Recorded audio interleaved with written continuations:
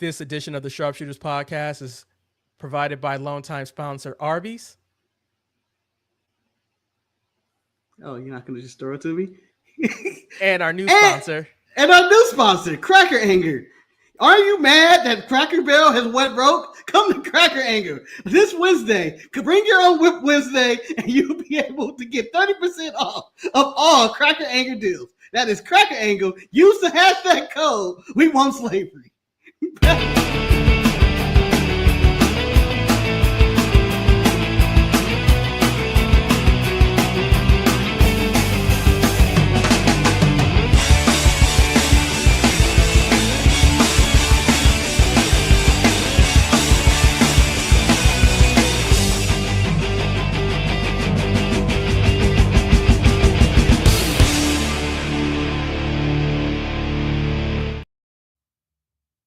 Oh, the Cracker Anger's still up there. We need to get that down. I don't want to get sued. They only paid for one. That?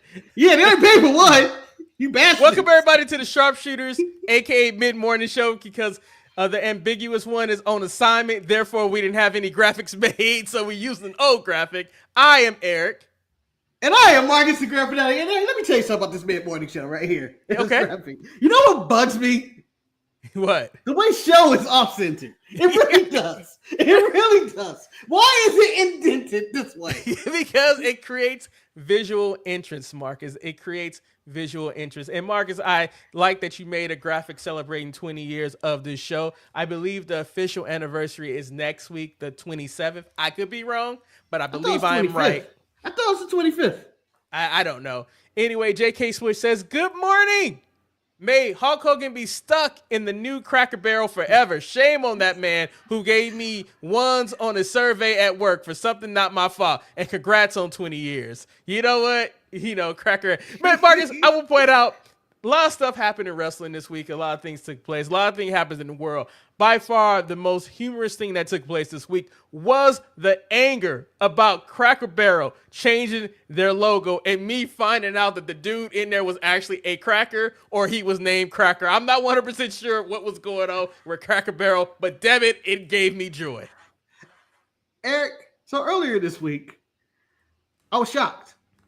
And what brought it up was I was not aware that there was black people in Scotland. That's old news now. I heard about your shock right there. It was puzzling. I don't know if you were shocked, but your brother right here was shocked as well. Let me also tell you though, those people did not travel to AEW though, I don't think. Wait, no, they were at AEW. No, they were at AEW. Yeah, it was distracting. Yeah. I was going to the crowd. It was so distracting that this week on Smackdown, when I was looking through Dublin, I was looking and counting black people again. I didn't see any.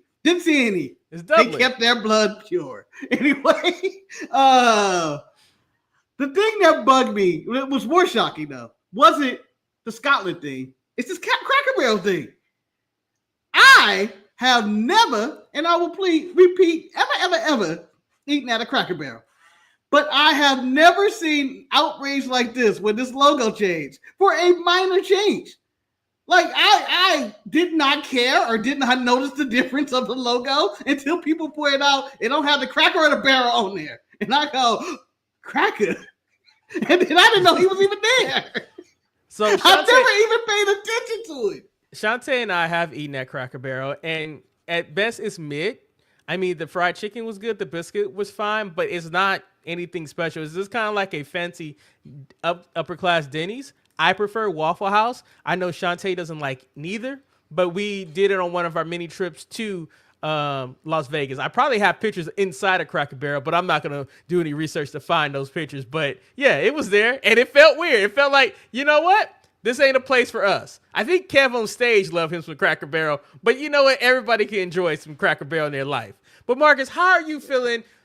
I mean, we haven't done a show where it's just you and I. I mean, the only thing that can make this anything different if we had broke-ass Ryan on the show who would quit on the show. But, I mean, the ambiguous one is, he's on location. He's doing an investigation on professional wrestling in the UK. Yeah, Manny is going to be covering the scene. He's going to have all the dirt. He's dealing with all the big wigs such as Osprey and Monet and I guess Moxley and Swerve and Tanahashi and everybody that's going to get together for Forbidden Door. And also WWE being in Europe too as well at the same time is really interesting to me. Yeah. This war. It's war. This personal vendetta Triple H has with AEW. I don't know if it has anything to do with Forbidden Door this weekend. Maybe it does. But I just feel like, it's overkill. It's overkill. It's overkill in the business. Focus on your own product, which is boring as hell, Hunter, and stop trying to compete with AEW. It was very interesting, and this was not something that was originally on my list to talk about, but let's talk about this, Marcus. How does it feel? Because I think this is the first time in a long time that we have been like the Europeans, where all the wrestling is overseas. Every show is overseas, and we're here without any local wrestling from WWE or AEW. I mean, we still have TNA, and we'll talk about that later on, but everything was on different time zones. Everything was in a different area. Marcus, how did it feel to be European? Yeah, I don't mind it. It's fine. But you know what? I'll never get the feeling of yearning that they always have. They have yearning. They need wrestling. They need the people. They got to sing. They're happier than ever when they're in Europe or even in any travel location, whether it's Puerto Rico, which is also America, but in Puerto Rico, America, France, Canada, these people, everybody is so happy to get wrestling. Us in America, we take this shit for granted and we are upset and we get upset for going there and we don't want to pay these prices. That's what we are in America. And I think that, good for them. Good for them. So do you think we're jaded in this situation where we're so used to it that we just don't have the same joy of going to a live event because we have them so readily available? Yeah, Eric, I'm going to tell you this. This is straight up. And this is LA representing right here. We ain't nothing but Laker fans, man. Wow. American wrestling fans ain't nothing but the Los Angeles Laker fans. We're going to sit there and we're going to watch the show. We're not going to get too excited about it. We're not, because we're cool. That's what it is. We're cool. And then the only time we get angry about it is about every other time it comes on TV. And that's normally a Laker game. Fucking LeBron or fucking Luka and all that shit and whatever. Fucking Van Exel, I can go all the way back. At least we're not the Japanese audience where they're just so polite and quiet. Just like we're just. Yeah, they kind of getting rowdy these days. But you know what? They get rowdy these days, Eric. And I would like to say this about the Japanese crowd. They're probably the most. They haven't had a good wrestling promotion in a long time. New Japan's falling off, and I think that they're just dependent on America. Marcus, when Gabe Kidd came over in AEW, and I was like, oh, he's supposed to be the one. I was like, damn, they doomed. I was like, they doomed. And I mean, that's no shot. That's no shot to them. But Marcus, you brought up ticket prices and how things were. Marcus, one of my first news stories I want to talk about is that the board members are aware of the fans' frustrations over the prices of tickets. And Marcus, they know that we want lower prices, but they can't do anything until TKO debt is paid off. Oh no, the money. And Marcus, they feel that the prices may return to normal once TKO debt is paid off because I guess they expect to make about $5 billion. I'm not 100% sure though, Marcus, but one thing I know about retail and businesses, Marcus, once the prices go up, they never go back down to a respect. They may go down a little bit, but they're not going back to the prices where we were paying $150 for a PLE to go see it live. That ain't coming back to us, right? No, you don't think? No, I believe that it will go down. And I think it will have to go down. I believe there's too many people upset. I think there's too many people upset about the price that they know they're upset and they need to get their ass out of debt. I can't believe this is who I'm dealing with now. A WWE company with a bad credit. Vince ain't never had no bad credit like this. They are in debt and in limbo, but it's going to be out of it. I wish they were out of it before they went to San Diego, to be honest. That way Survivor Series wouldn't just be up in the air, in my opinion. I would go because San Diego, that Petco is a really nice park to be at. It's a very nice park. Fuck the Padres winning last night too. Just want to shut that out too. It's all right. We swept them last week, right? I know. We tied. We tied right now in first place, but whatever. You know what? Manny ain't here. We can have a segment of Brothers Home Baseball. We have the Bob Brothers Home Baseball. We talking baseball. We can talk about that later. And I think the Dodgers have been cursed ever since Ice came in and Shohei Ohtani thought he could pitch. He could pitch. But I ain't got to. We ain't the same. We ain't the same since he started pitching. I'm just saying. Ever since he started pitching, he ain't been focusing on hitting, and I'm upset about that. He still has 43 home runs or more. I know, but you know, Marcus. But those are all before he was pitching. I mean, I think since he started pitching, I think he might have hit only 5 if you do the math. But whatever. I do not put those to death threat in the draft. I did. If you guys want to start naming old Lakers, shit, I go up there. Don't question my Lakers. because I will. God damn. You know, ticket prices, I don't think they will ever return. But Marcus, in something that has been announced and was shocked to you, apparently next week's WWE Clash in Paris will be the last PLE on Peacock. Because apparently, Marcus, what happened is that they had to deal with Peacock. They were contracted to do a certain amount of pay-per-views or PLEs. And because of this year, that SummerSlam had 2 nights, and then they did the extra night of Women Evolution. Dirty. That acknowledged that they met their quota for the contract obligations that they have. And therefore, that is why we're having WrestlePalooza that will take place on September 20th in Indianapolis, where Pat McAfee will return to do commentary. Marcus, how do you feel? Well, Marcus, you knew Pat McAfee was coming back. I should have known. I never considered it. It's a one night only. Marcus, yeah, but it's a Pat McAfee, Indianapolis, and WWE. It all makes sense. I don't know why I couldn't put two together. Also, Marcus, you should have put 2 and 1 together because also it's on ESPN, who also has a deal with ESPN. Pat McAfee. Yeah. But Marcus, how do you feel about TKO finding a loophole to get out of their deal with Universal and Peacock to move straight to ESPN? Was this the plan all along? Is that why they started doing 2-night SummerSlam? And we're going to get out of this shit. We're going to double down on some of these PLEs. We're going to count NXT in this shit. They're trying to get out. But you know what? I'm going to say this. I haven't applauded WWE in their shiesty, shady efforts in a long time, but today I will. Because you know what? Eric, after this news and 10 minutes and 12 minutes into the show and 20 years of doing this podcast, I'm going to say it right now. Peacock has been the worst subscription service I have ever owned, and I am so thankful. I'm canceling that motherfucker tonight, and I'm going to tap dance on a bird brain busted ass brand, okay? Send me to ESPN, goddammit. Send me to ESPN. Have we figured out how ESPN is going to work? Do they have a separate app? I'm going to steal it. Or do we, can you go to a website and watch it? I mean, because, do I have to watch it on my television? No one has really explained the process to me of how ESPN is going to work airing the PLEs. And, Marcus, there's a possibility, do not cancel your Peacock just yet because there's a possibility that NXT may still air their specials on Peacock. That's all right. I use my VPN and watch that one on Netflix. But overall, they're going to ESPN. Apparently, there was also a report, Marcus, where ESPN was done with AEW over the CM Punk interview.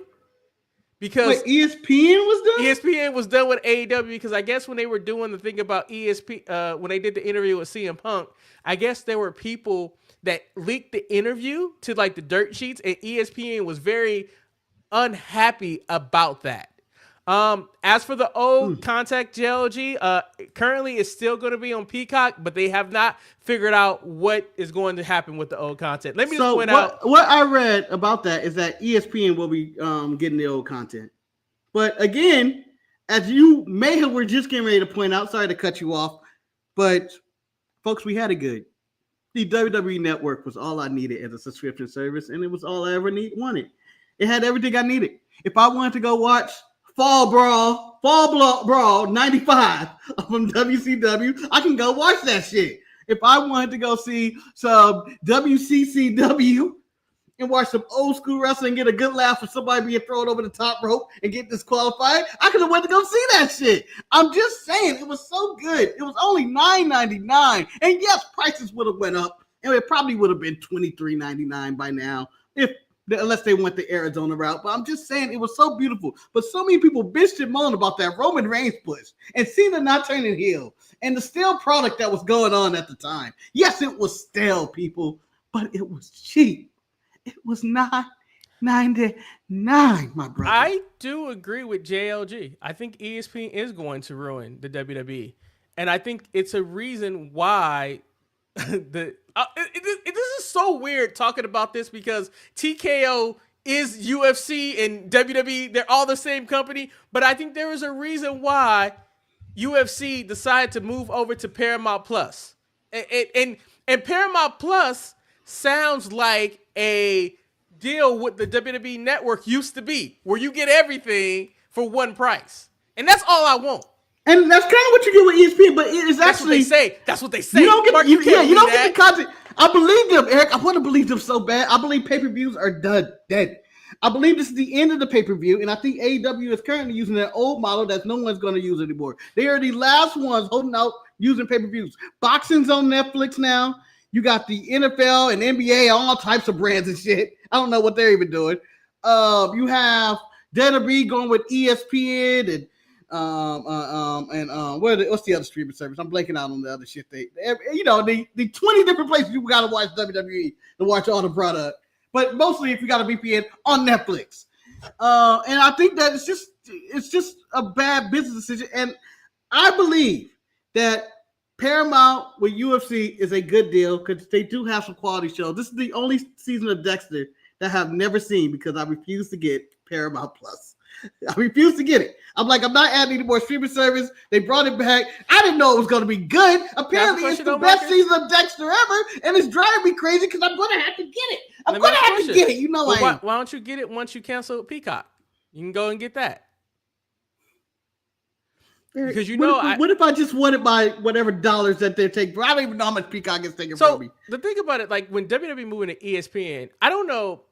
I wonder if YouTube was in negotiations because I think YouTube is one of the hottest streaming things on there. Because like if I had to keep my two streaming services, it would probably be HBO Max and YouTube. I think YouTube has so much, and because I watch YouTube without commercials, it's a great thing. I think I was at work and somebody pulled up their YouTube and I was like, "You got ads?" And I forgot how many ads actually are played in these YouTube stations. I was like, "It's crazy." But I am a YouTube ad person, Eric, and you know what? I just settled with that. I'm not going to pay them any more money. I believe YouTube should be free, and I know it's not that expensive. I can use your YouTube if I want it. What? I can add you to my family, brother. It's okay, man. It's okay. You don't have to suffer through ads. That's okay. It's not that bad. It's not that bad. So ads need to happen. The worst thing that can happen is what? When I'm watching a show and ad, I'd be like, and then that motherfucker. No, they cut away to the ad, and then it comes back. I don't mind the ad. I'm not going to ever pay for it unless the ads start going to 5 minutes long or something like that. If that is the case, because right now we get like, what, 1 minute? I got 1 minute of my life I can spare and not have to pay. I can't take another minute of this. But YouTube is one of the best streaming services, and I thought AAA was a success streaming on like 3 different versions of it on YouTube. But I would never put my premium live event. I need top dollar. I need to make the most, and the most money I can make is on national or network television where I can get ads. And Eric, I have an update of how you can watch your WWE on your premium live event. My correspondent on this deal, I call it artificial intelligence on via Google, has told me as of September 20th, WWE will present WrestlePalooza, a PLE, with a new direct consumer, a DTC streaming service for the United States. This is ESPN Unlimited subscription access to premium live events. It will cost you $29.99 monthly and $300 annually. As you can tell, I did not proofread any of this and tell you what you actually need to do. That's but I'm assuming you got to get the app. And at the end of the day, I believe the app is also going to have NFL Red Zone as well. So I think they will easily get their money back, and not if for WWE, but for the NFL.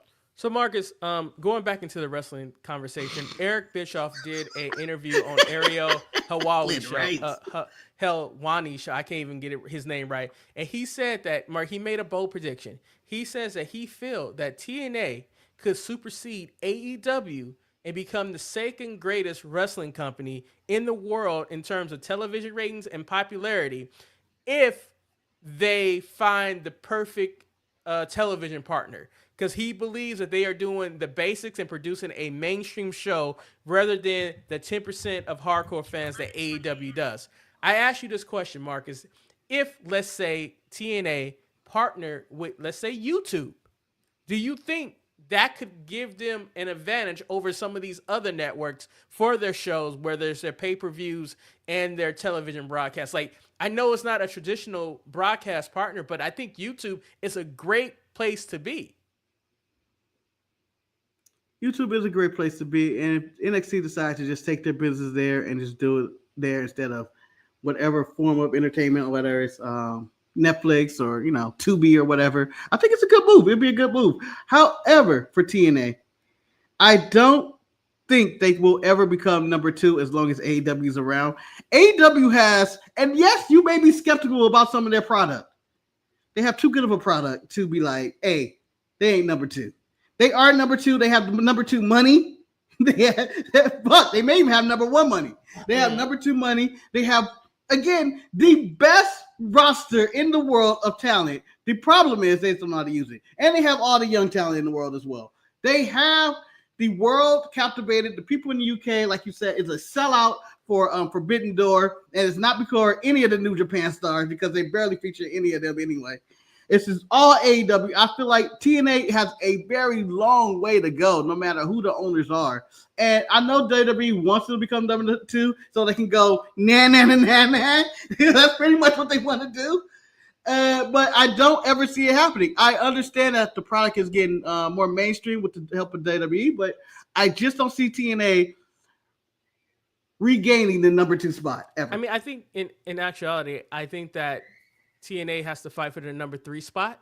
And I think the number 3 spot, and I know WWE, because I would go WWE, AEW, and then I go NXT. I treat NXT as its own brand. I think TNA competes with NXT, personally. And I think that's where you would kind of go. And you just can't really, you can't compete with both. You said TNA is competing with NXT, you said? Yeah, I'll just make sure I clarify. I know they work together, but I feel like that is their competition.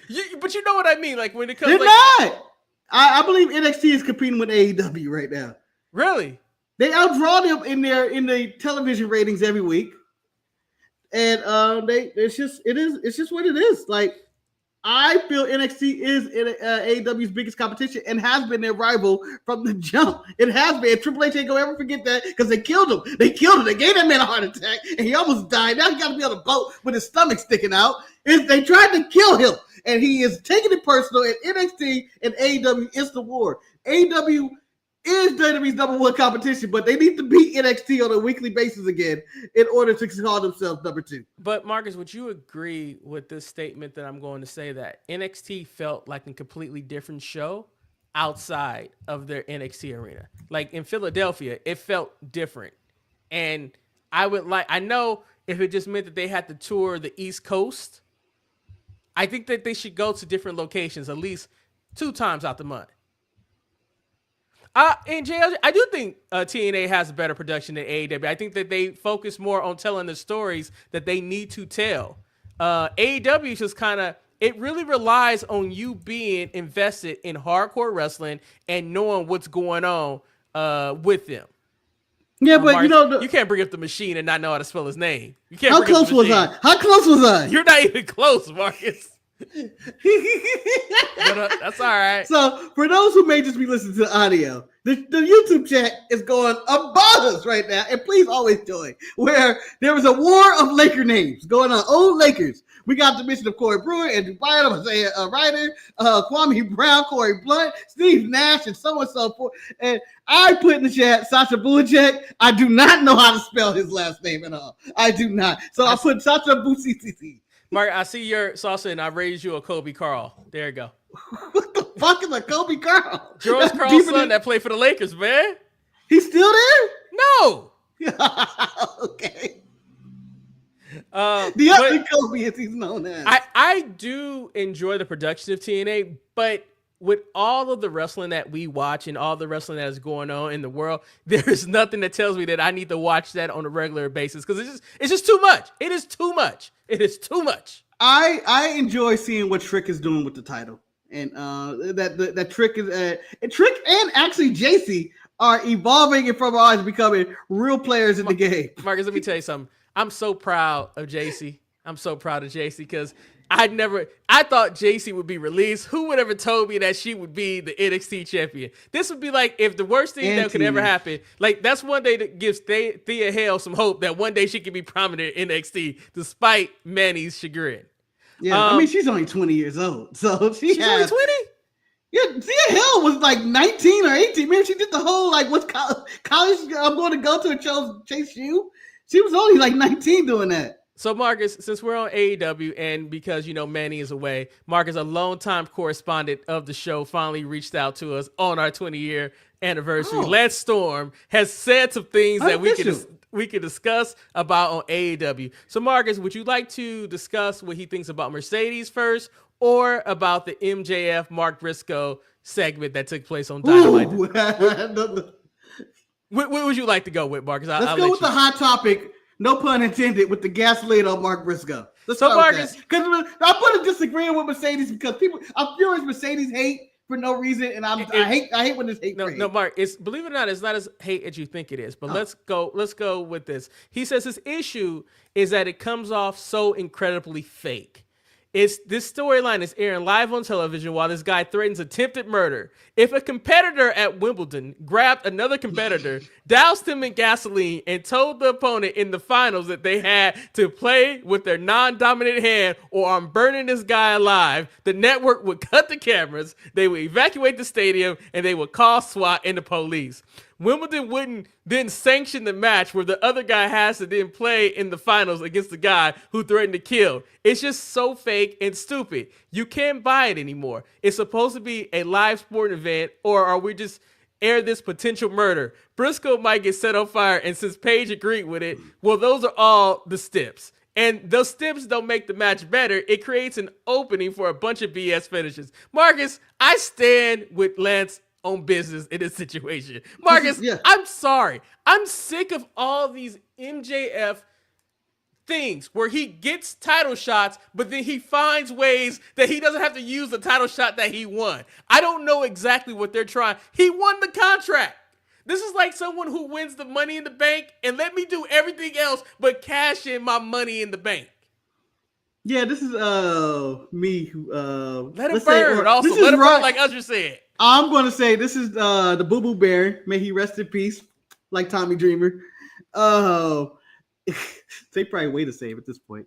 But instead of him getting his check and saying, I got paid today, he's going to try, he need to borrow money from me or you to do his bidding. And I got never tired of it. But the main thing is what Lance Storm is saying is 100% factual. It doesn't make sense. It doesn't make sense. People were talking about the legal binding situation of it. Like, I'm telling you this, Eric. If Shantae decided to start pouring gasoline on you and threatened to set you on fire and said, Marcus, if you don't, I guess give me $100. I have no idea what she would actually want. If you don't give me $100 right now, I'm going to set Eric on fire. I'm Eric. I'm sorry. You're going to be set on fire. You're going to be set on fire. I'm not. What am I giving it to? Because you won. I'm going to win. You're not going to get your $100. You're going to go to jail for murder for something that's ridiculous. And it just didn't seem. It just seemed so like it's just utter bullshit. It's utter bullshit. Marcus, let me ask you this question though. Like, this worked for him. What stops anybody else like Ricochet or anybody else from doing the same thing? You know what I mean? Like, it just makes no sense that this is what it took. And the thing about it, he had a guaranteed title shot against Hangman already. Yeah, but I don't want to use it. This is so unnecessary. Like, everything that they're doing with MJF is so, from him being a part of the Hurt Syndicate, from him winning it, like, it's just like, just let him have a fucking match. Yeah, that's my issue I have. As someone pointed out, it was ridiculous. I can't remember where I heard it from. It's ridiculous to have that segment and nobody's coming to the aid of Mark Briscoe. It's not like those guys had guns or anything. Like, they could have busted in there, wherever they were at, and saved the day. Or the security guards that came out later to help them do a pull apart. They could have broke that up. No one came. Where was Tony Khan? He's always, Tony Khan's made this match. He's allowing this shit? People to get set apart. It's one of the dumbest segments in the history of wrestling. All right, so Marcus, I won't let you answer this first because I know I have a statement about this. JLG says, help me understand the appeal of this iteration of MJF. He should have made the jump to WWE a while ago. I'm going to say so in his defense, get all the money Tony's going to pay you right now. You're still in your 20s. You're still in the prime. WWE is keeping wrestlers into their 50s anyway, wrestling out there. They got old age. So I have time.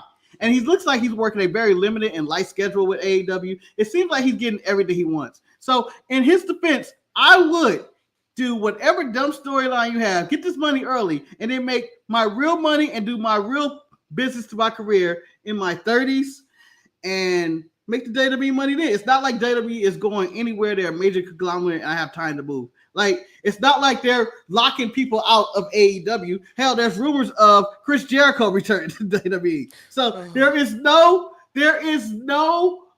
door that, like, because WWE is signing on. They signed Penta, they're bringing in all these other people and stuff like that. There's no locked door if you work at AEW. So I'm sure MJF was like, that was be the reason. But but JLG is right. If there's, what do I have to be interested in this version of MJF about? I don't, because I feel like MJF, and this may be a statement, was one of the top heels in wrestling at one point, but he has fallen behind such wrestlers as Logan Paul, the Hangman heel run, or Drew McIntyre. Swerve, Drew. Yeah, all these other people who've done so much better heel work than he's done in the past time. His promos are becoming more cliche and they're simple, in which he just goes for cheap heat. Like, he's really fell off. I'll tell you this right now, and I stand by this. I said this a long time ago, and I stand by it now. I don't think WWE ever wanted him. I don't think that they felt that he was ready. I think this was a narrative that they created to make it seem like he was more viable to the audience that they have. And I think all the flaws in his character has shown.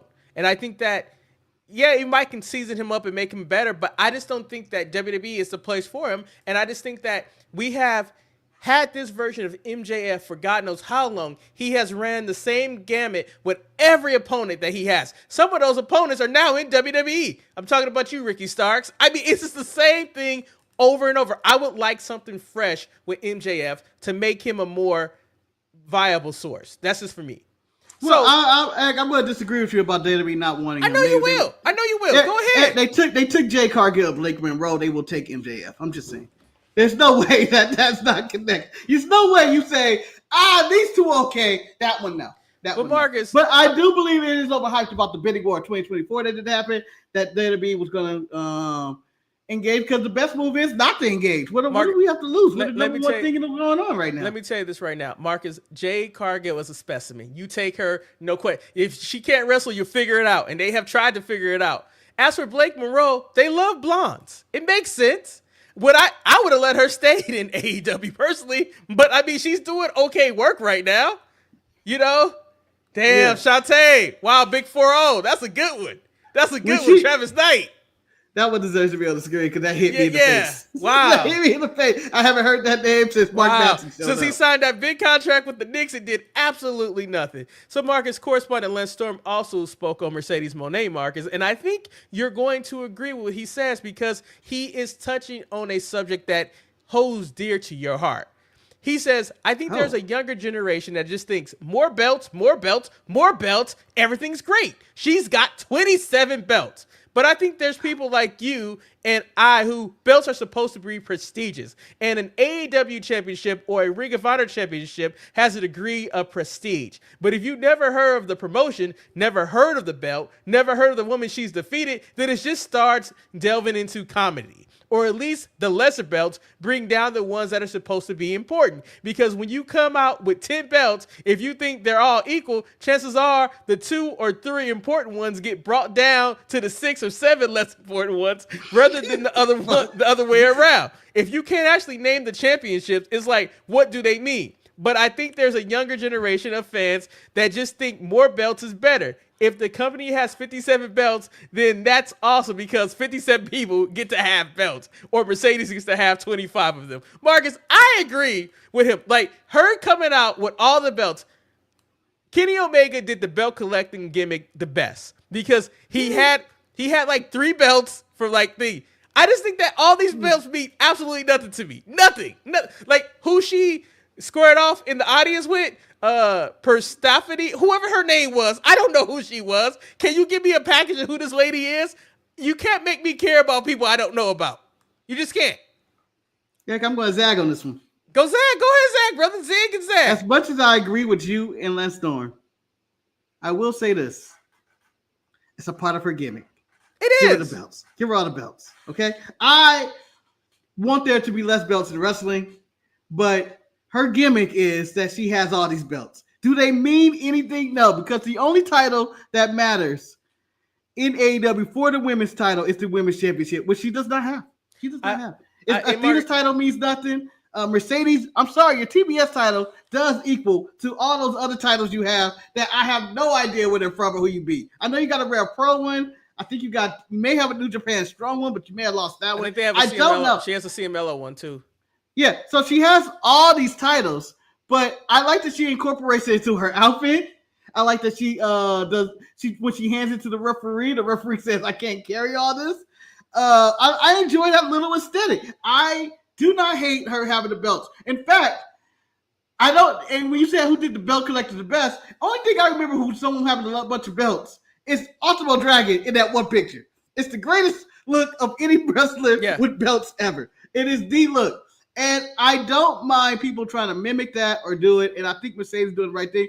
But my only complaint is it don't matter if you ain't got the real belt. And the real belt is the AEW Women's title that Timeless Tony Storm have. And that's kind of the problem with her carrying the belts. But I don't mind her carrying and belts. I think that's the whole thing about it. They have her carry all these other belts to cover up the fact that she doesn't have Tony's belt, which is, like, it is what it is. But I think for me, I want to give a shout out, a rare compliment. Whoever did Mercedes' hair this week did a great job. Her hairstyle was working this week. Go ahead, Mercedes. Like the weave, and then everybody else celebrating the Naomi being pregnant. I was like, they're like, oh, we get to be an auntie and stuff like that. And Marcus, you know who I feel bad for? I'm gonna tell you this right now. Big Jim? No, not Big Jim. Big Jim is doing what Big Jim need to do. He about to have the best times of his life. Marcus, I feel sorry for Bayley. Bayley is just so lost in the wayside, and people talking about heel Bayley. Marcus, at least Natty got Bloodsport Natty. What does Bayley got? We don't know, man. And you know what? I'm gonna wait to see. I'm not gonna, she's doing these interviews that I'm not a fan of. I don't think they're really working. I just don't think they come up as authentic for her. They're kind of Bray Wyatt or Bo Dallas-ish when he was trying to reform the Riot 6. And I'm not into mystical Bayley, but I think whatever they're doing, this is the last hurrah. If it don't work, then you got to throw it all away. I'm assuming it's teasing that she's going back to the Bob and the whole Hill Bailey thing, but it has to still be new. It has to be fresh. It can't be the same thing she's already done. I think also the touch of the Naomi thing, it's very rare when something is so positive in wrestling.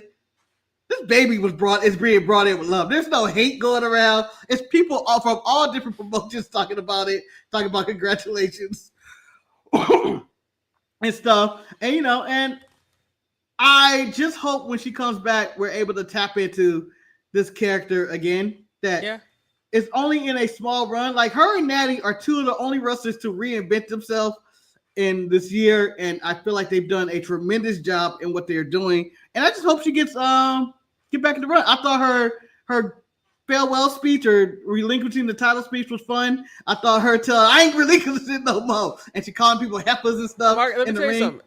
You know how I always criticized AEW for, especially when Chris Jericho was doing his run and he kept saying shit here and shit there and shit. I thought her use of shit was actually very well placed, and I was like, okay, go ahead, Trinity, go ahead, do what you got to do. But Mark, I'm going to have a hot take, and I don't know if either of us are going to be alive to see this one, and even including Manny or whoever. Hopefully, this might be the best wrestler of all of the bloodline.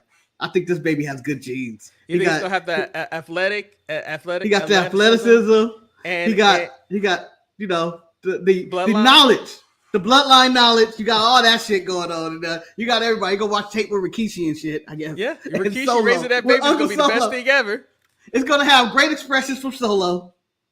It's gonna be able to get over like Jay with one word. It's gonna be able to use the eat and everything. Marcus, it has potential to be the greatest wrestler of all time. And then think about this: the godmothers and godchildren with Mercedes, who's elite, Bayley, who's like, yeah, this guy, like all these people who have all this know-how boy or girl, this may be the best wrestler of our generation. Charlotte Flair, go eat her lunch. I'm upset with you because you left out one important act, and they're gonna have the street smarts of Jacob Fatu. You know what I mean? It's gonna be all there. It's gonna be and the toughness of Haku, who is still the best man. Not related, but yeah. It doesn't matter, Mark. He hang out with Solo.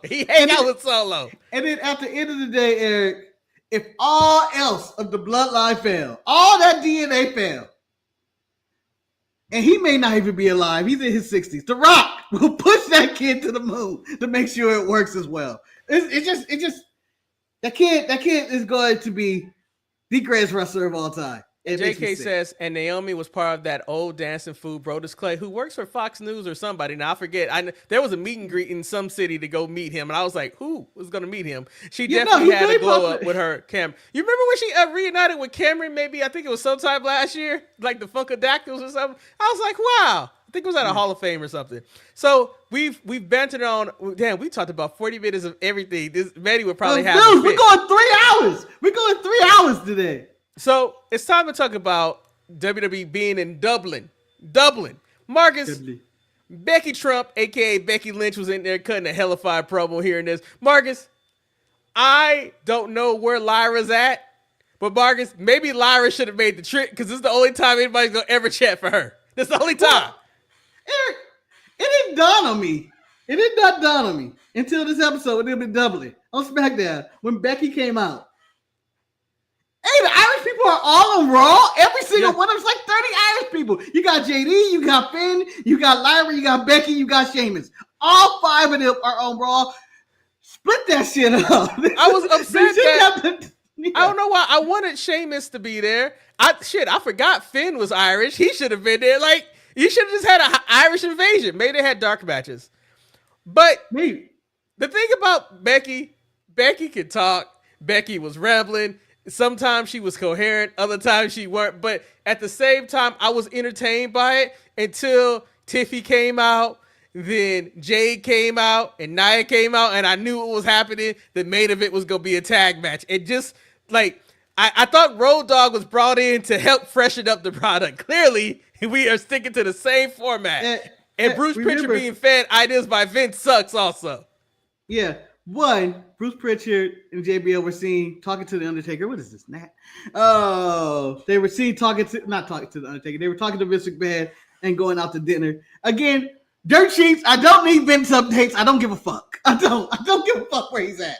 I don't care if he's eating dinner. I don't care if he's I just don't care about any of the stuff that Vince. This just goes on. Whenever I see a Vince news story, I just keep going. Because I just want the total detail of what happened, what's going on with him, and we'll be done with it. The one thing I've learned about cancel culture, Marcus, is that when they feel like you've been canceled, you're supposed to stop living your life. Vince ain't gonna stop living his life. I mean, remember he grew the mustache. He was dating that younger woman. He's still going out with his people. He living his life. Yeah, I mean, he's wrecking cars, injuring people. You know, he's out of his mind. But I'm going to add this. Road Dogg Eric killed SmackDown many years ago. He was in charge of the dog food of Baron Corbin and King Corbin pouring dog food to Roman Reigns, which was the death of the WWE. Somehow Roman Reigns resurfaced thanks to the gods of COVID who shut the place down. And they started the bloodline gimmick and whatnot. That is the only thing that saved this company because they were dead in the ground after the dog food gimmick. And I didn't hate it. I laughed for me. It's terrible. It's terrible. Baron Corbin wasn't the best. But I'm just saying they were dead. And Road Dogg was in charge of that. And that was one of the most boring periods in the history of SmackDown. And now that he's back, he's repeating himself and being even more boring. But still, you can talk about SmackDown being boring. It's all of WWE other than, I think, NXT for me.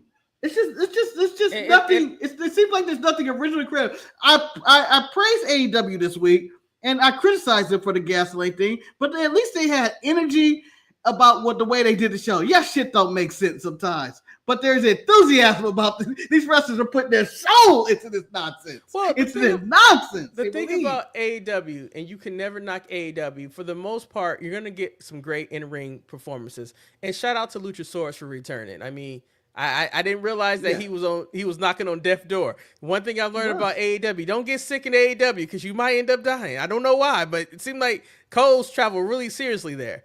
But I'm glad injuries travel hard. It seems like Adam Cole still ain't back from his death. But the in-ring product is really good. The problem is that they don't give me any reason to really care about the in-ring product that's taking place. Like, I have to really enjoy wrestling to really enjoy AEW and also be invested on the outside. WWE is on the other spectrum where they try to give you stories and give you reasons why people are fighting. But right now, they haven't been able to make any interesting storyline since the Bloodline.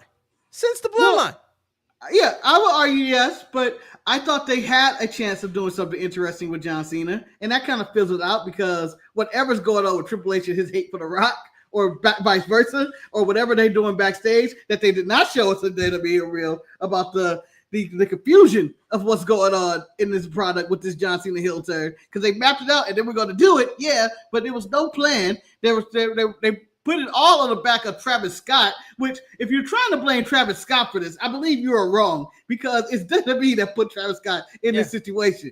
Yeah. And, and the abrupt face turn to John Cena. John Cena is back doing what John Cena does, and that's cutting babyface promos and running down Logan Paul. I enjoyed that segment. I thought it was the best segment of the night, and that was the only thing on the show worth a damn. It was. And that's why I'm going to run through a lot. We had Mellow Dope Miz. My question for you, Marcus: can Mellow Dope Miz and their, dissension or whatever they have, could they be what saved the tag division? Can the Miz save the tag division? Because the Miz is entertaining. I don't give a damn what anybody says. The Miz and his jealousy of Mellow and Mellow being naive and following it's something that the tag division does not have, and that's a sub story between both people. Could they save the tag division?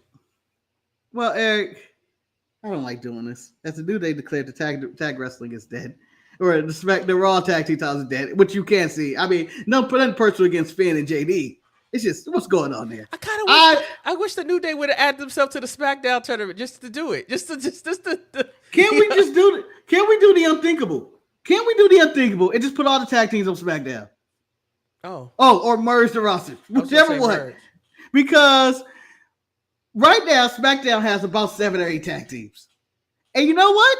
These are not bad teams. If you give them something to do and something interesting in their story, I'm okay with it. But whatever's going on with the Machine Guns right now, or the YS6, or the Profits, Taz released a video this week talking about how he should go solo, and he was holding the cup, and it looked like they were teasing the heel turn. I watched SmackDown. I get no whiff of that.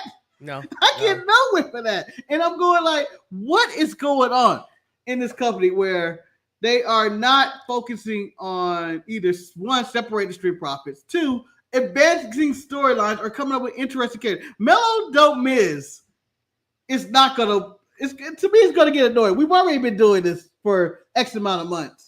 And I don't know where we're going to go with it, because at the end of the day, Mello's not going to become I don't think he's going to become a star for this. And The Miz isn't going to go anywhere as well, other than transitioning to his new role. I think he's just be a manager. Just go and be a manager. Be MVP. Occasionally the thing about it, though, is that if The Miz continues to mistreat Mello, maybe people will be endearing, and maybe he can get a reaction when he finally turns on The Miz. I don't know. He is not. Shantae need to stop with her name. She's pulling out some gems right now, and I'm upset with Sean Rooks. I mean, man. I'm thinking of all the deep cut Lakers, and I can't really do it. The last deep cut I think I had was Ron Harper. When you start mentioning Michael Thompson, like the elites, when you're like, oh, these people got jerseys retired. Marcus, let me ask you this question. I'll ask you this question. Were you happy for Piper? She got a win. It was convoluted, but she got a win over Charlotte. I was so happy for Piper. I was like, Piper been taking pins for almost a whole year to get a win. Yeah, I mean, I was shocked by the win, but it did make sense. Bliss was not around. Charlotte could take the pin, and it advances storyline. They actually have the Miz Don't Miss storyline, but they're doing it on the other side. And I don't know. I thought this was a nice win for Piper to win, but is it really going anywhere? No, probably not. They're gonna get they got a tag team title match at the pay-per-view, and that's all that's gonna that's promoting for Clash. But at the end of the day, the Secret Hermits ain't winning that shit. Another moment that I really enjoyed for whatever reason, because, unfortunately, Julia may be great in the ring, but she is boring. However, Kiana James, back there talking to me. Marcus, this might have been the most biracial mix of people I've ever seen. Well, man. I think Julia has 7 different nationalities. She has 7 different nationalities.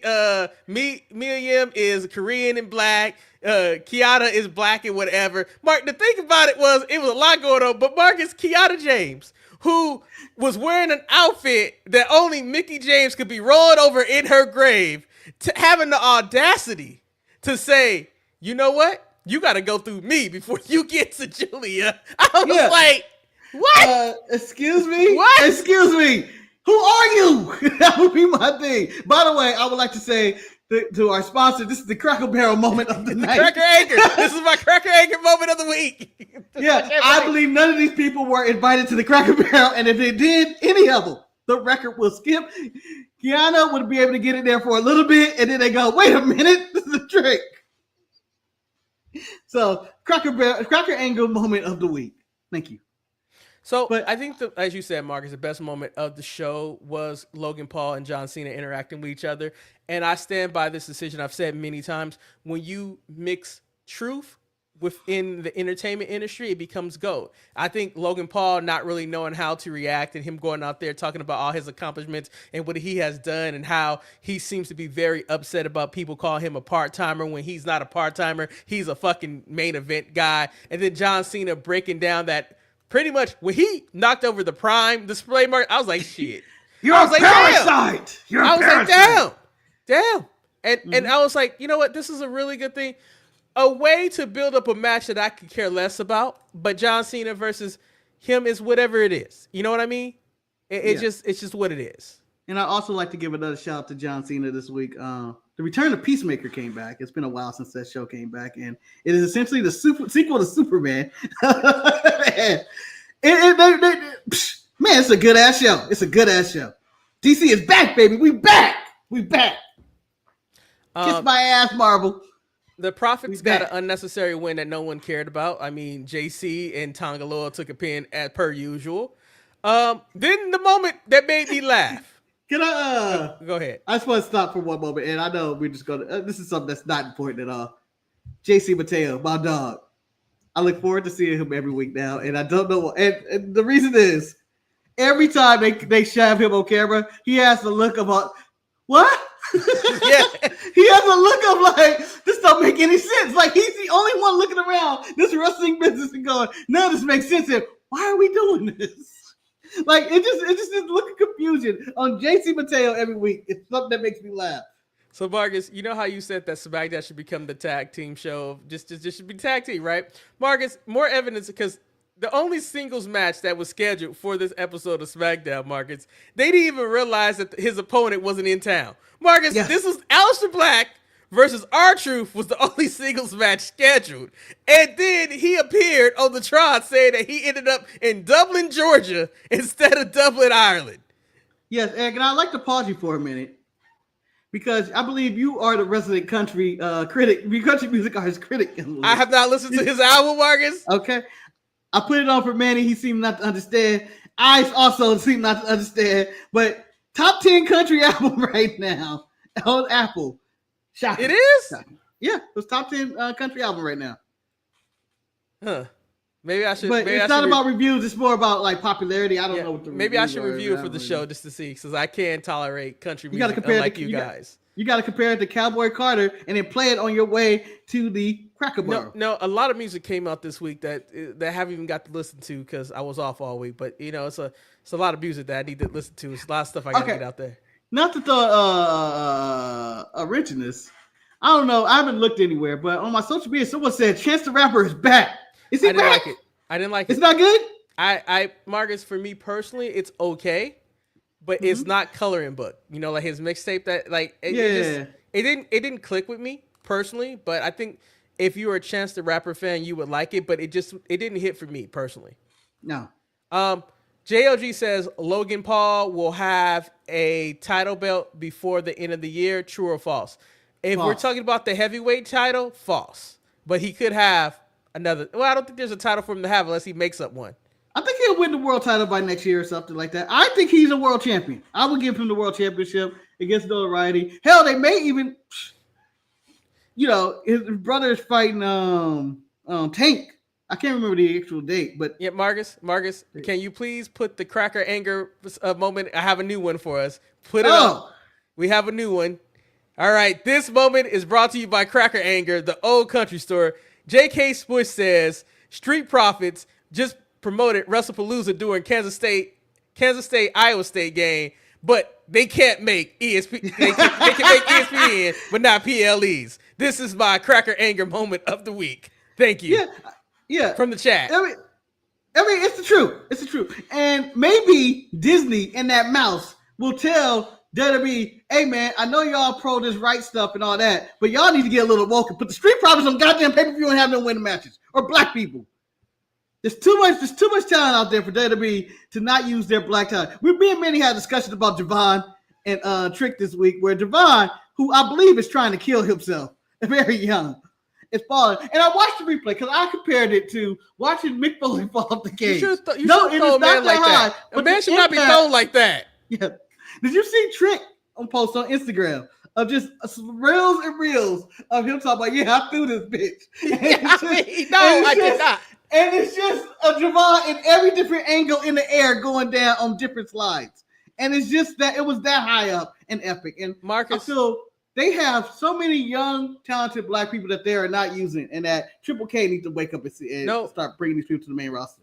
Javon is the future, but he's still really young. I don't think he's ready, because I think Javon, with a bigger crowd, Marcus, will lead to him making a bigger mistake and having a serious injury. I think that he ideally, if anybody was to take the title from Oba, I think Javon could be it. Is it now? I don't know. But that boy is bouncy. And he has a charisma about him. He's a little bit mellow, a little bit trick, a little bit, but his athletic ability in there is something special. NXT has so many. Let's give Shawn Michaels credit where credit is due. Marcus, we all know that old boy from LFG, Luke, whatever his name, has no personality. Him making the wrong comments about sticking fingers up people's butt. Oh, you talking about Cutler James? Yeah, Cutler James, and how he covered behind. He keeps saying, "Hey man, stop saying it like that." Might be some of the most hilarious, spontaneous moments in wrestling. Because I always enjoy Shaquan Singers just be like, yeah, huh? No. And then he's like, you know what? We got to do it like that. Because being black and having black friends and having other races that be around, there's always that one person in the group that just says the wrong thing. Sometimes it's me. I understand. And everybody look at you and be like, what the fuck are you saying, dude? You messed up the moment. And I'm like, he did. But at the same time, he like to come up from behind. I'm okay with it. Manny sent us a picture of Queen Amanada. I guess the show has finally begun. She looked like a witch version of Jay Cargill. I was like, who's dressing up like Jay Cargill? I'm sorry. I didn't realize that was the queen. I feel bad about that. So the main event was whatever the main event was. Jay Cargill probably has the worst fog splash in the game right now. But I think the best thing about this match was Becky in the backstage yelling at Nia Jax when they talk about, we ain't friends, but we need to get on the same page. And you just knew Becky was going to jump off the apron. You knew it. Yeah. She don't work on Fridays. Nia Jax. Yeah. One, she don't work on Fridays. And two, this is her arch rival, Nia Jax, who made her to a star, bloodied her nose and stuff. So the main event was the main event. Honestly, I don't understand why this was the main event, nor do I understand why Dynamite had their main event to compare the two matches. It was very similar to the way we did this. Yeah. But Dynamite has them beat in this main event aspect. I just felt like they wanted to do somebody. I don't know about that. I just don't like the whole legal person thing. I hated that because, like, if Mercedes were not legal, why wasn't she doing her job counting out Athena? Like, why weren't you counting? No, I don't care about counting. You should be paying attention.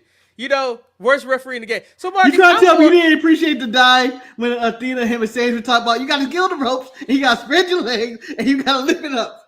Yeah, I understand, but she's like, it's entertaining. And then she cracks in her head. Marcus, Athena has really changed my view of her. Okay, that's all I can say. Oh. But I'm more disappointed with how SmackDown ended because fucking Logan Paul robbed us of the message that Brock Lesnar sent to John Cena. Nick could have still told us. He could have still told us. I want to know what Brock said. It would be pointless. The message could have been just for them, Eric. It could have been, you want to go have lunch on Sunday? We're gonna work this out the deal. But him getting knocked out is hilarious. If Nick would have just went by, hey John, I know you got knocked the fuck out, but Brock Lesnar said, I'm coming for you, nigga. I don't think he's gonna say that, man. I mean, it'd be funny. I found it funny, but what a setup, and I thought that was a nice ending to the only story that actually mattered on the show. Marcus, why did Josh Briggs win? I don't like neither one, but I just don't feel like Josh Briggs is the one I would have win in this situation. Honestly, I'm glad NXT bounced back from that moment, but that just left a real bad taste in my mouth. Just left a bad taste in it. Just a bad taste. Heck, I'm gonna say I didn't like it. Did not like it at all. This made me putting the cracker back on the barrel moment of the week because I was like, but why? Why did Edmore have to do this job to him? There is nothing there with Josh Briggs. I don't like his bonesaw. I don't like the way he wrestles. I don't like anything about him. I just don't think there's anything there. No. But all due respect to everybody that competes into that square circle, I just don't see it. There's no it factor to you, Josh. There's nothing there. And I don't understand why. And in more, I'm not saying this is John Cena or The Rock or Steve Austin or something with Inamura, but I believe he's too valuable to lose to Josh Briggs. And I don't even know what I mean by that. So there's only two things on NXT I really want to talk about. First of all, Marcus, it was Inamura and Briggs. Like, literally, if you see somebody beating somebody's ass and they have their little shoulder pads with the skull smoking, it will look cool. That looks so goofy. Like, if you was going to whoop his ass, why you still got your gear on? Whoop his ass. But then, let's talk about the most awkward segment in all of professional wrestling for the month of August. Team USA versus Team Canada. I don't know what that was. Tavion, Tyra May, Chelsea, Ethan. I mean, Chelsea and Ethan. I'm like, what the fuck was that? What was that? Eric, I didn't know if you know this, but this Tuesday, I did not watch NXT alone. Okay. I was watching it with Triple K. And Triple K told me, so he looked, and that's why I don't push him. That's why I don't push black people. It's because of this segment right here. This was horrible. This segment was basically Chelsea Green and Ethan talking to paint drying because there was nothing happening on the other side. I don't care, David Gomez. I don't care about any of this. Like, it just wasn't working, and you're not going to get that crowd to turn on Chelsea Green no matter where she's at. People love Chelsea Green, and, they're not going to boo him. Just a disaster. Eric, and I have a question for you about NXT, and I know it's three things, and I'm sure this is not one of your three things, but I'm going to bring this up. Good Lexus King or bad Lexus King? You gotta whoop the deaf man's ass. You just got to. Blinding the deaf man. Yes, Marcus. The deaf man maybe too far. Marcus, let me tell you something. Like, Marcus, you ain't there, you can hear, but you can't see. Marcus, in the realm of petty, Lexus is upset, but he lost to Miles Moore, Marcus. He lost to a deaf man. But you know what makes him feel better? If he made the deaf man blind now. I mean, it makes sense. It makes sense to me. It makes sense. Payback's a bitch. Don't beat me. I feel like we're leading to the not a blindfold match, please. No, what's the lady who was dumb, deaf, and blind? God damn it. Helen Keller. The Helen Keller match in which they're gonna do a blindfold match. She was just deaf and blind. Oh no, she wasn't dumb. They say dumb. I learned she was dumb when I was in kid. It's not my fault. It was the books that taught me and said she was dumb, deaf, and blind. It was the damn books. It was my damn teachers that said she was dumb, deaf, and blind. I understand in history, I'm wrong. I'm wrong in the sense. She was not dumb. In fact, she's extremely educated that she figured out a way to communicate with people. Okay? It's but I learned it the wrong way, okay? Just like I learned Christopher Columbus the wrong way, just like I'm going to get modern history the wrong way when they tear down the Smithsonian. But I will add this. What the hell am I even talking about? I don't know. I feel like there was a question there somewhere. I don't know what you was talking about Lexus King and the deaf and blind man. It's leading to a blindfold match. That's all I know. So let me also talk about the few things that I want to touch on with Dynamite, and then we can probably end the show. First and foremost, I thought Will Ospreay cut a great promo, and I hadn't watched Dynamite in a while, so I thought it was a singles match between Jon Moxley, and I was like, oh, damn, it's not. Also, I agree with you guys, what you said on Thursday. I can't believe you flew Tanahashi old ass in for this. This is what you flew him in for? That's that? That's what we doing? We flew Tanahashi in this blood feud that he wants no part in. The man stood on the ropes doing this entire tag to get his splash on Yuta. He could have ended this match at any point. He could have ended it. The plan from Will Ospreay was stupid. His promo was okay, but my problem with Will Ospreay is this match really worth your career? I mean, in storyline-wise, I don't think he's really hurt or anything, but is it really worth your career? You're going to have this 5-on-5 cage match that at the end of the day ain't going to mean shit when you come back on Wednesday. Now, Marcus, I didn't listen to the whole show on Thursday, but I need to ask you this question, Marcus. Yes. The American Dragon showed up. He did the yes chant because I guess Vince is a bad man, so he's doing the yes chant, even though he told Vince he never would. But Marcus, did he provide anything to commentary? Marcus, I just want to point out. It's fine. It's fine. I can't.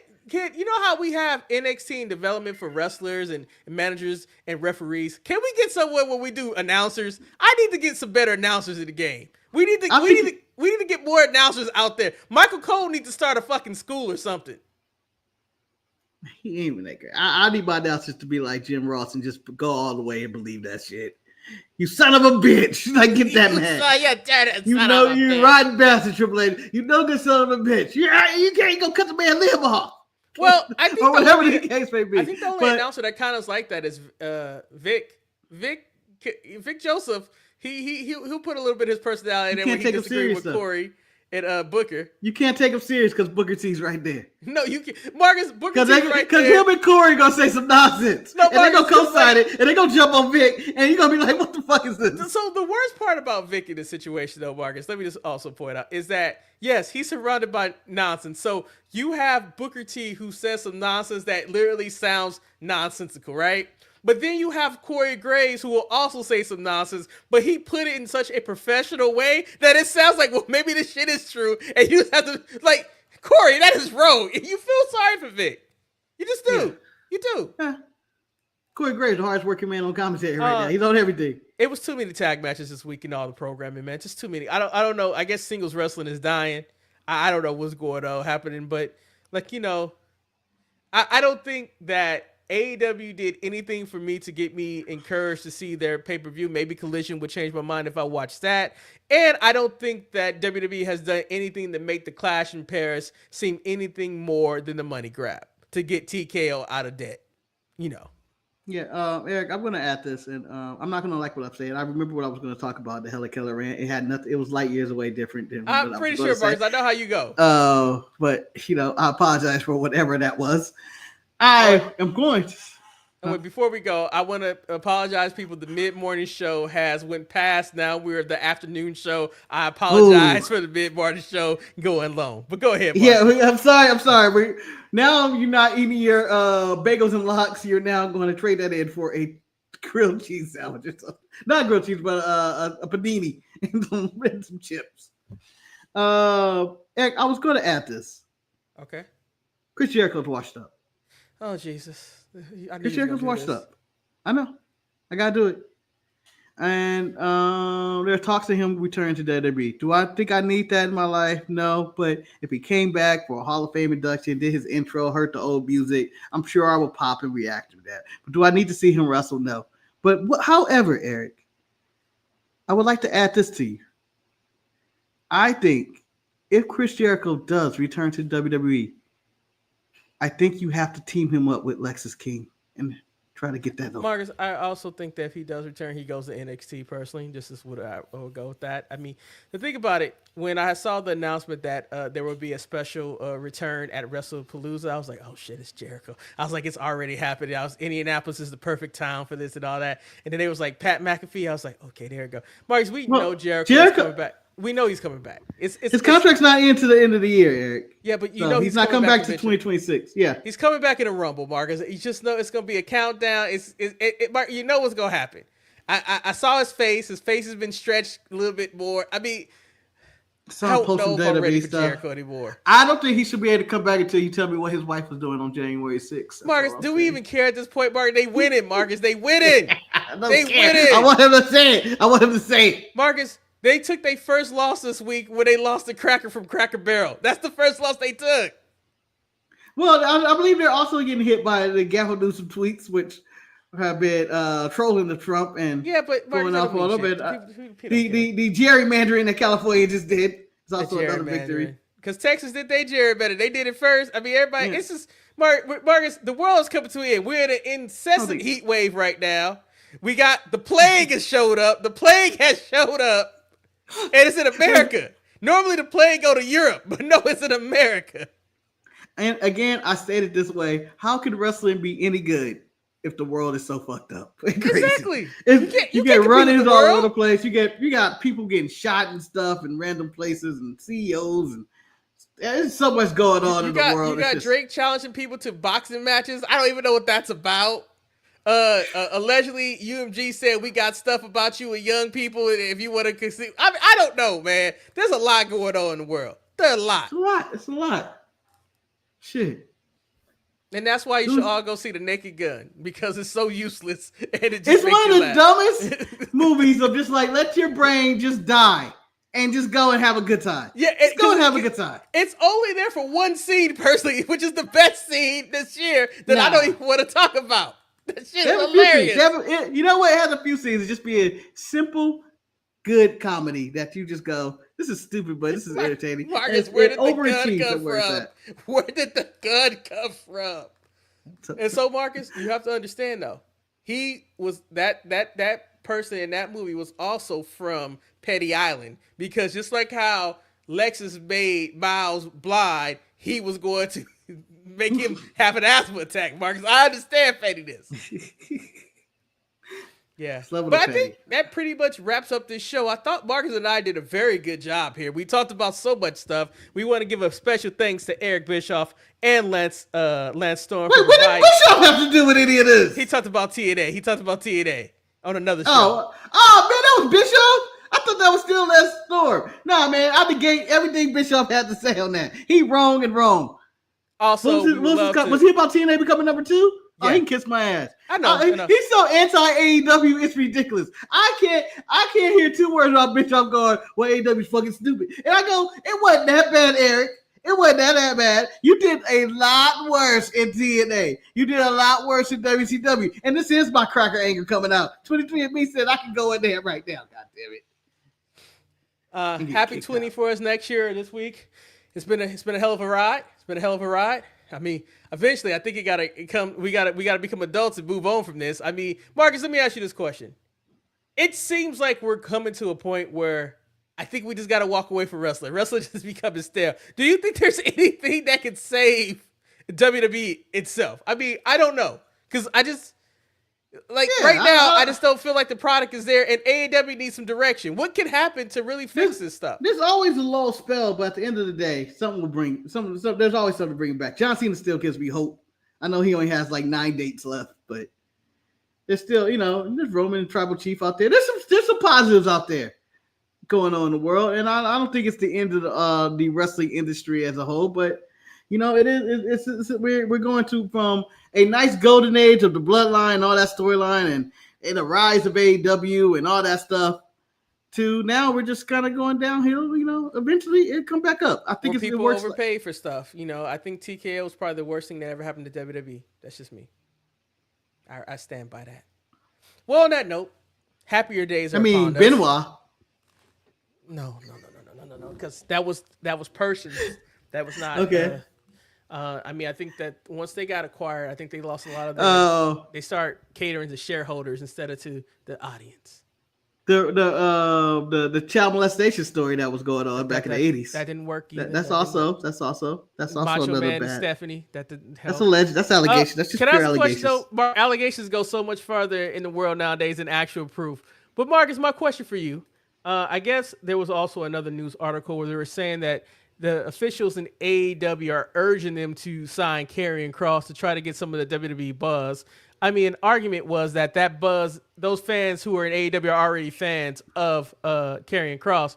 Marcus, but I think you guys mentioned on your podcast on Thursday that if this Karrion Kross situation is a work, it's going to backfire. Like if he is still signed with WWE, then I don't think it's going to have the intended effect that they wanted to have. Do you still stand by that statement? Eric, I'm even going to triple down on that. If this was a blackjack hand, I'm splitting it. I'm doubling. I know I got this in the bag. Okay. And for those who know blackjack, I'm gambling hard right there. But let me say this. Okay, he comes back. No one. Have you heard it? Have you heard anybody say we want cross chance? Have you heard that? They tried to get that to happen. No one gives a fuck. No one gives a fuck. If this man never showed up on my TV again, I wouldn't remember him. And he'll be just like the 700 Laker names that were put in the chat today. But I'm about to put the last one because Shantae won, but I have to go with this last one because everybody should mention this person. There we go. Dude was crazy as fuck. There we go. There it is. Javaris Crittenden. There he is. Why? We drafted him, man. We did. No one asked for this. No one asked for No one asked for that, man. Devin George is back. No one mentioned Devin George. I met that man. Remember, I was with you when we walked to the mall with you. You said, Marcus, it's Devin George. And I said, so what? To his face. Yes. Marcus, it wasn't even Clipper hate that Marcus had. It was just like, fuck that dude. I don't care about no Devin George. Like, I'm going to take a picture of Devin George. I don't give a damn about no Devin George. Yeah. He was only considered good because the Lakers were so bad. Damn, man. Anyway, we hope you guys enjoyed this episode. I believe there isn't. Is the Clash in Paris on Saturday or is it on Sunday? That's next Sunday. It's next Saturday. So I guess there will be a show next Saturday then. Yeah. So Sunday at 10 in the morning. Oh, 10 in the morning? Yeah. Okay. France, man. France, baby. Oui. Oh, that's the watch along. All right. So remember, you can be this guy or you can be this guy. But just remember to stay with us and celebrate 20 years with us next week or this week, whatever. We really appreciate everybody who's rode with us. Oh, Marcus has something to say? Yeah, there may be a watch-along tomorrow. I don't know. Because NXT Heat Wave, which I'm currently going to do right now. God damn. Should have got the air conditioner. But no, man, my fan going to do it. No reason for you to buy one now. I think you only got 2 weeks left of summer. That was the same proposition I was in last year. Yeah, it was, Marcus. And I made it. Thank God. With the grace of God, I made it. But there's Forbidden Door tomorrow. Manny considered doing a watch along for it. I considered not paying for it and joining Manny for the last 4 or the last 2 hours of it. Just come in at that point, maybe for the last 3 matches of the show because they're going to go 6 or 8 hours. So we'll see. I don't know. Yeah, I just can't commit to that. Because, I mean, like, I want somebody to give me the Cliff Notes versions of that because, once again, their card is 2 stack. It's just too much. I'm going to say it right now. It ain't beating AAA, and I ain't seen neither show yet. Triple Mania was so much fun. I don't know. It shouldn't have been that much fun. It should not have been that much fun. I only watched one thing, and Marcus, for me, it's still been one of the best wrestling shows. Microman versus Obas is something I didn't know I needed. And then you throw in Otis in the him trying to kiss the drag queen, which I don't even know what that was about. It's just... It was a very fun thing, you know. You got the tag match, the death match where WWE got violent. They used barbed wire. Oh my God, WWE used barbed wire. Oh yes. There's the Fatal 4-Way main event with Dom and Vikino. We coming for you. You're gonna lose that title. No one likes you. Bring Del Rio back. Hey, are you down for that? I already said it on Tuesday. I said it on Tuesday. Yeah, fight for Del Rio. This company has no morals. Bring back Del Rio. And stop acting like it. Roman Reigns is wanting him back. Roman Reigns said bring him back. So, I'm just saying. Just let it go. Vikino, the people hate him. And he's getting hate for no reason because they fired Del Rio. That's all it is. Marcus, I remember the hype that we had for Vikino. And I remember when I saw him at AEW, I was like, that's it. The only time I think I ever popped for Vikino was when we were at that TNA show and I saw him in person. I was like, okay, that man can flip, but... You know, what can you say? Happy birthday to Kobe Bean Bryant. On that note, we hope you guys enjoyed this episode. Into next week. Nobody. Nick Van Exel, his son killed somebody, I think. Into next week. Who cares? I'm still celebrating Nick. He raised that boy. He raised that boy. Didn't he punch a referee at one point? Nick Van Exel's amazing. Anyway, on that note, we hope you guys enjoyed this 20 years with us. Damn. Chucky. Damn. Chucky Atkins, man. Damn. Until next week, stay sharp.